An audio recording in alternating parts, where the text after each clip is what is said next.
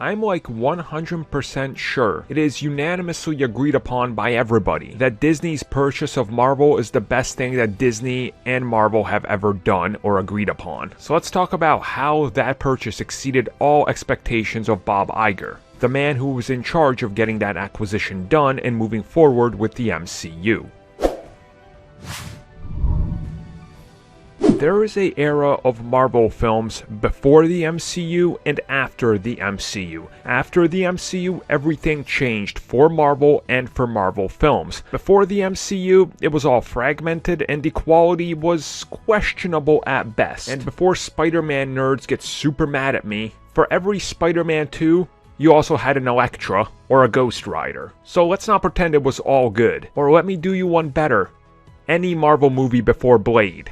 I shall take my leave, good sir. So now getting back on track, Bob Iger recently talked about the Disney acquisition of Marvel in 2009 and how far the company has come and how it exceeded all his expectations. And he talked a little bit about this acquisition and what he was trying to do and how they sort of approached it and what the logistics of it were. And essentially what Bob Iger goes into is that he met with Kevin Feige and Lois D'Esposito and the people over at Marvel, and he saw their idea for Marvel Studios, for what they were trying to do. And he realized that Disney is in search of new IPs, except new IPs are not taking off as fast as they would like. So instead of making your own superhero teams and having it flop and competing versus the biggest ones out there, why not jump in on the ground level on what they're trying to do? Why not buy them up? Why not integrate that into Disney? We could make this into theme parks, we can sell more merchandise, we can fund these movies,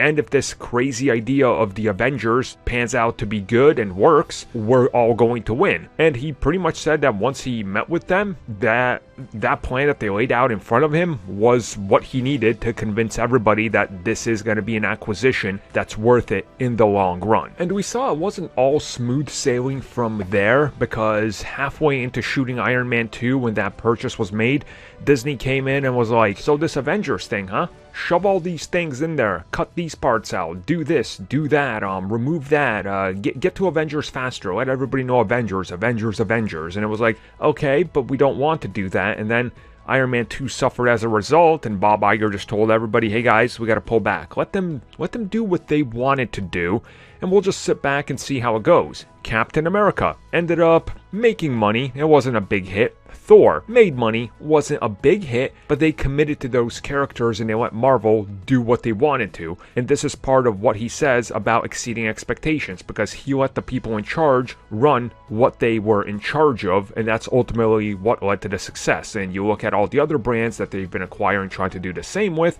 it makes sense that they're going to follow through with that exact sort of idea. And contrary to what the internet says in regards to Star Wars and their handling of that IP, out of the 5 Star Wars films that they've put out, 4 are the top grossing Star Wars films of all time. So, yeah, let them do what they're gonna do.